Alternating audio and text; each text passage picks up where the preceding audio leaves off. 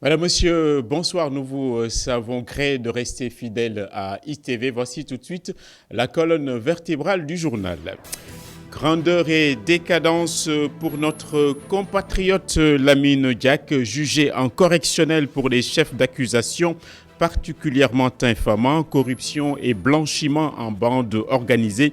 Une situation humiliante pour nous tous au point que les Occidentaux ont juré dorénavant qu'ils ne laisseraient plus aux Africains la direction d'institutions d'importance comme l'I2AF ou même la FIFA.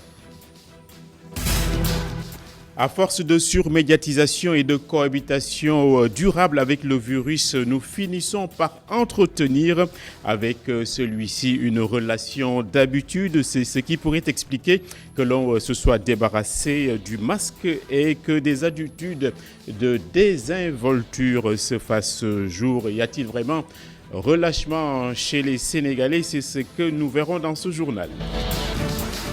L'écosystème de la région de Kolda n'a pas été favorable au virus et que les séquences de distribution des vivres ont été particulièrement efficaces. Le Fouladou a été performant dans ce contexte. C'est ce que vient de dire la mission de suivi des opérations Force Covid-19 qui a exprimé son satisfecit à l'égard des Koldois. La gare routière de Rufisque a été désaffectée depuis de très longues années. Elle a été remise en service à la faveur de la reprise du trafic interurbain. Nous verrons cependant le rapport qu'entretiennent les transporteurs et les chauffeurs avec les protocoles sanitaires édictés. Et il faudra un miracle, bien sûr, pour que l'enseignement, l'école de façon globale soit sauvé ici dans notre pays. À l'UCAD, les présidents de faculté sont très en colère contre le ministre de tutelle qui a mis en avant dernièrement, de façon étrange, selon ces mêmes présidents, les cours à distance qu'il fallait instituer pour sauver l'année. Et il n'a pas été suivi en ce sens. C'est ce que nous verrons aussi.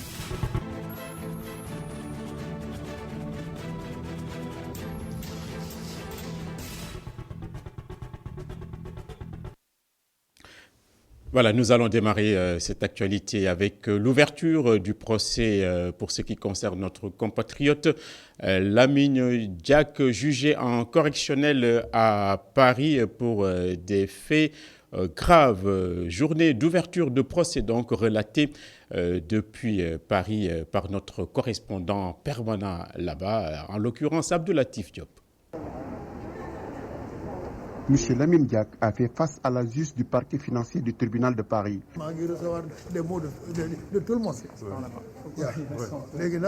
Je suis en train de recevoir les encouragements de tout le monde. Je vous remercie tous. J'ai passé 5 mois de Ramadan ici et 5 fêtes de Korité.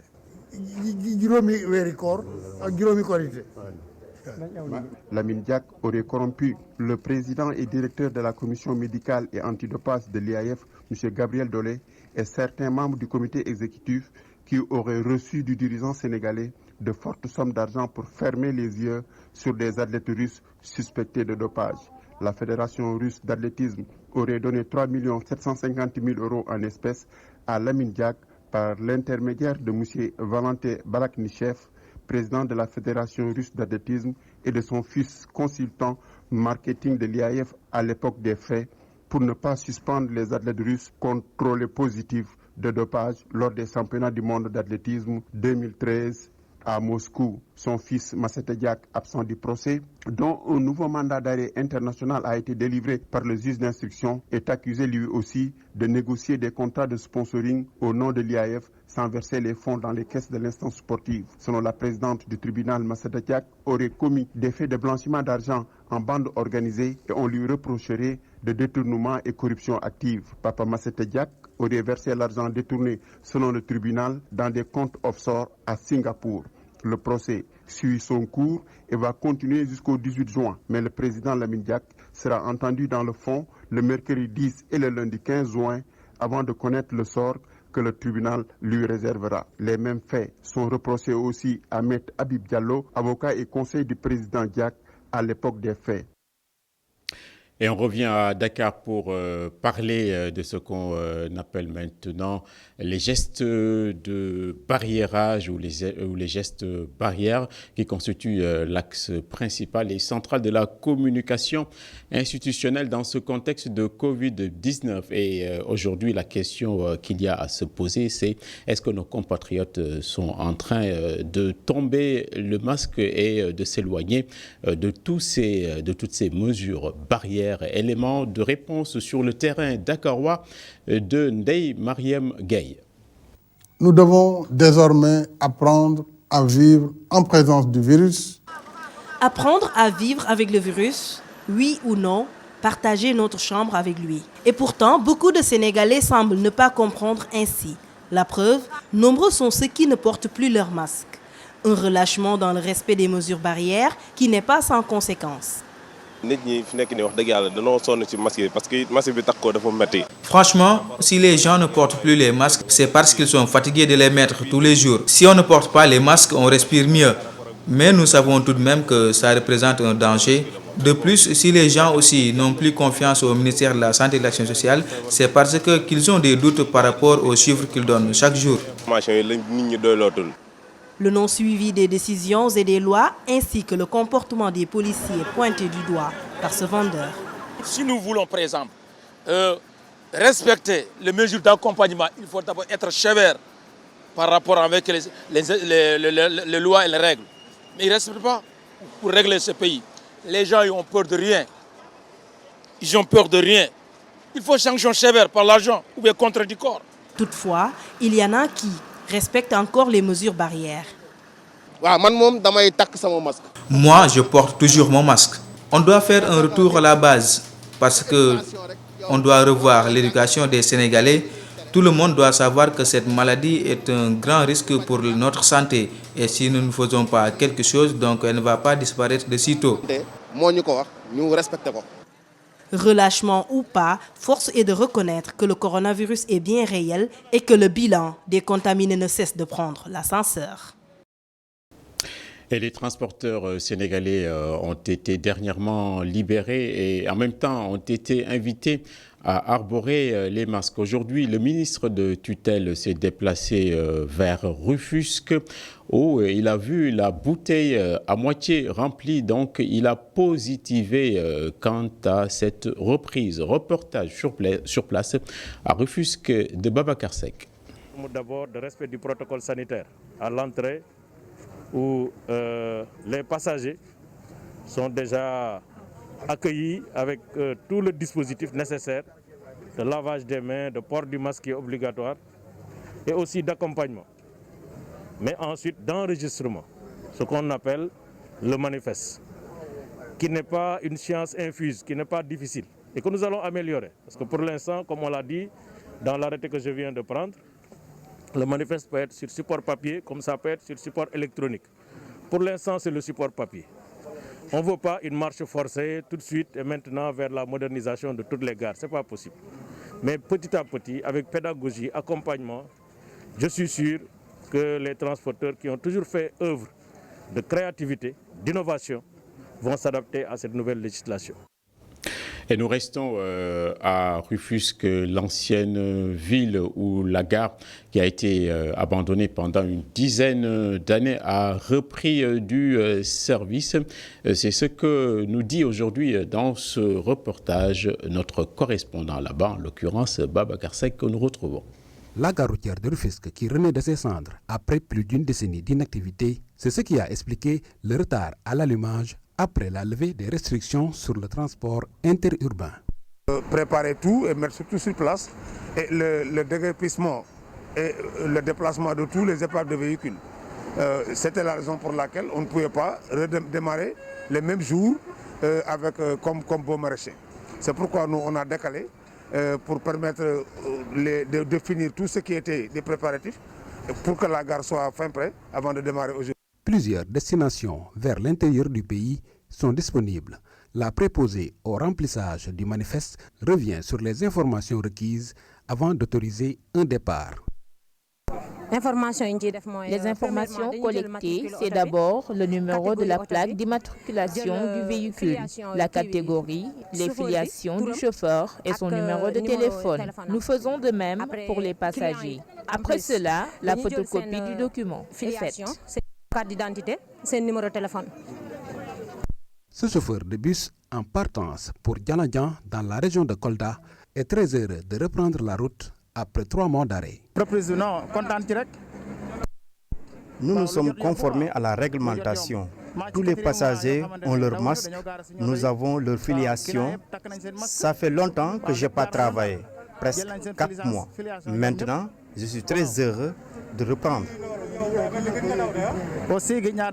Deuxième gare routière de la région de Dakar après les baux maraîchers autorisés pour le transport interurbain, les responsables de la gare de Rufisque ont fait savoir qu'ils vont saisir cette occasion pour faire revivre la gare routière. Et nous parlons à présent de la région du Fouladou à Kolda, jugé bon élève dans le cadre de la gestion du coronavirus et en même temps avec des ratios importants en termes de distribution des vivres. C'est ce qu'a constaté là-bas la commission des opérations de suivi force Covid-19. Reportage sur place de Seydou Diatta. De Kolda à Kalefourou, au sud-est de la région, à la frontière avec la République de Guinée, en passant par Médina Yoro Foulah, dans l'extrême nord, frontalier à la Gambie, la mission de suivi des opérations Force Covid-19 qualifie de riche en enseignements son séjour dans la région ces dernières 72 heures. Le ministre d'État, Maître Aïssata Tall Sall, se dit séduite par la dynamique organisationnelle notée dans cette partie sud du pays face à la Covid-19. Kolda est une région ouverte sur 3 pays, 2 pays, minimum 1 pays par département. Et tout ça fait que Kolda était une région à risque. Mais nous avons vu que c'est une des régions les mieux protégées, grâce aux dispositions que le gouverneur a prises et a fait prendre, mais également grâce à un comité régional de gestion des épidémies qui est très dynamique, très actif et surtout très préventif. Et j'avais souhaité que la région de Kolda soit la région test par rapport à la mission de suivi. Je pense que nous sommes sur le pari de le réussir. Ce qu'on a vu à Kolda est déjà un cas d'école. Après plusieurs tours d'horloge consacrés aux échanges et partages sur la gestion de la pandémie à l'échelle régionale, les hôtes du Fouladou estiment que la région de Kolda semble réunir toutes les conditions pour amorcer la phase post-Covid-19. On n'est pas là pour chercher des coups dans la tête de qui que ce soit. On n'est pas là pour contrôler, rendre compte, faire de l'espionnage. On est là parce que celui qui a pris la décision de mettre un fonds de résilience sociale et économique, celui qui a pris cette décision, qui est le chef de l'État, qui a confié cette mission-là à ses ministères techniques, a voulu être sûr que les orientations qu'il donne arrivent aux populations. Et si nous venons, nous, c'est juste pour constater cela. Voir que tout est mis en œuvre pour que les objectifs soient atteints, pour que la cible soit satisfaite. Nous, en tout cas, en tant que comité de suivi, nous avons été beaucoup rassurés par l'échange franc, direct et assez sincère que nous avons eu avec les opérateurs. Tout ce qui est représentatif de l'économie à l'échelle de Kolda s'est retrouvé avec nous autour du gouverneur pour échanger sur l'impact de la pandémie à l'échelle de cette région-là. Le gouverneur a déjà pris toutes les dispositions nécessaires en rapport avec les préfets de ces départements-là et nous retournerons à Dakar avec une bonne moisson d'informations, mais aussi une bonne moisson de doléances, je dois le dire. Et nous allons le remonter d'abord au président du comité, qui est le général François Ndiaye, et ensuite au président de la République. En attendant, les opérations de distribution de l'aide alimentaire d'urgence se poursuivent sur l'ensemble du territoire régional sans difficultés aucune. Et sur la petite côte, il faut dire que le projet du futur port de Popenguine, Ndayane, n'est pas à proprement parler un éléphant blanc. C'est ce que vient de certifier le directeur général du port en déplacement dans la localité où il était venu apaiser la population qui s'était montrée quelque peu hostile à ce projet et déplacement sur fond également de distribution de masques et de vivres. Reportage d'Alun Khan. L'exécution du projet du port de Popenguine-Ndayane figure en bonne place dans l'agenda du président de la République Macky Sall, selon le directeur du port autonome de Dakar. Nous avons reçu les instructions du président de la République pour accélérer le processus et commencer à exécuter ce projet. Ça fait longtemps que nous avions envisagé de venir ici à Ndayane rencontrer M. le maire, rencontrer les populations. C'est aujourd'hui que nous sommes véritablement prêts à le faire puisque nous maîtrisons les contours de ce projet et nous pouvons en parler de façon certaine avec des détails précis. Et donc le moment est propice pour démarrer le processus d'échange avec les populations parce que avant tout les populations sont les premiers bénéficiaires, les populations de Ndayane, les populations du Sénégal, mais les populations de toute l'Afrique, puisque c'est un projet d'envergure continentale que nous lançons ici. C'est le plus grand projet du Sénégal, peut-être un des plus grands projets en Afrique. Le prétexte de la visite de cette localité après-Yenne est d'appuyer les populations de celle-ci en denrées de première consommation pour faire face aux rigueurs imposées par la crise du coronavirus. Nous avons amené pour l'instant 25 tonnes de riz, il y a 5000 kilos de sucre et 5000 litres d'huile, 2000 masques. Et nous sommes prêts à en faire plus. Le directeur du port autonome de Dakar et sa délégation se réjouissent de l'engagement des populations de la zone et celle de Yenne aux côtés du président Macky Sall pour la réussite du port de Popenguine-Ndayane. Le monde est toujours confiné, mais ça n'empêche pas de le regarder. On va parler du Soudan du Sud où le vice-président ainsi que son épouse, qui est en même temps ministre de la Défense, ont été déclarés guéris du coronavirus. Ils sont sortis de l'hôpital et vont reprendre le travail. Ils avaient été déclarés positifs, ça fait maintenant 3 semaines. Là-bas au Soudan du Sud, il y a en tout et pour tout 6000 cas, dont 1 millier sous traitement. Il y a aussi 14 morts. C'est le 54e État africain qui a eu son indépendance en 2011. Le Royaume-Uni impose la quarantaine ou la quatorzaine à toute personne qui viendrait de l'étranger. La mesure commence dès ce lundi alors que le pays est en train de se déconfiner. Un réexamen de la quatorzaine sera fait toutes les 3 semaines selon les autorités. Quatorzaine concernant donc toutes les entrées, aussi bien par terre, mer et air. L'objectif, selon la communication officielle, c'est d'éviter l'importation sur le sol de la Grande-Bretagne du coronavirus. Nous revenons chez nous pour parler d'enseignement supérieur où les présidents de facultés ici à l'UCAD se sont élevés contre la décision du ministre de tutelle d'imposer des cours à distance pour sauver ce qui peut l'être encore de cette année académique particulièrement chahutée. Reportage au pied du pavillon A ici à l'UCAD d'Abdurrahman Li. Ces étudiants sont pessimistes quant à une éventuelle reprise des cours à distance pour tous les étudiants. Une idée avancée par la tutelle et qui n'a pas fait l'objet de concertation selon eux. Ce qu'ils dénoncent, une dénonciation fondée sur une impossibilité à leurs yeux pour tous les étudiants de suivre des cours en ligne. Il faut souligner que depuis le début, les amicales des étudiants de l'UCAD ont été associées au processus qu'à titre informatif. Et même lors des assemblées de faculté, nos suggestions n'ont pas été prises en compte par l'autorité. nous avons soumis la suggestion de l'autorité à l'ensemble des étudiants et il nous est revenu que, au-delà des difficultés de connectivité et d'électricité, beaucoup d'étudiants habitent dans les zones les plus reculées du Sénégal et ne disposent ni d'ordinateur ni de smartphone qui leur permettent d'accéder aux cours. Ils sont tout de même optimistes quant à la reprise des cours en présentiel, une reprise qu'ils espèrent au mois de septembre. Il faut souligner que le coronavirus ne signifie pas la fin de l'histoire ni le dernier homme. Nous sommes optimistes et nous pensons que, Inch'Allah, d'ici septembre, on ne parlera plus de coronavirus. C'est ça que l'on souhaite. Avant cela, des solutions sont dégagées par ces étudiants. Des étudiants en collaboration avec les communes et dans ce sens, éviter que les étudiants désapprennent.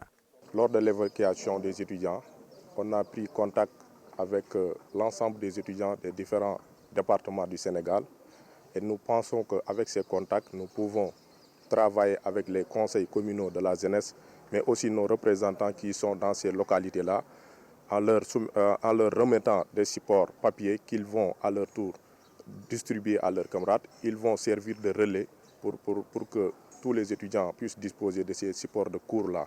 Des présidents de facultés qui n'ont plus l'intention de participer aux conférences d'université, car estimant qu'ils ne sont pas considérés. Voilà, ce journal va s'achever. Un autre bulletin d'information aux alentours de minuit. C'est le moment pour moi de redonner l'antenne à Khalifa Dia.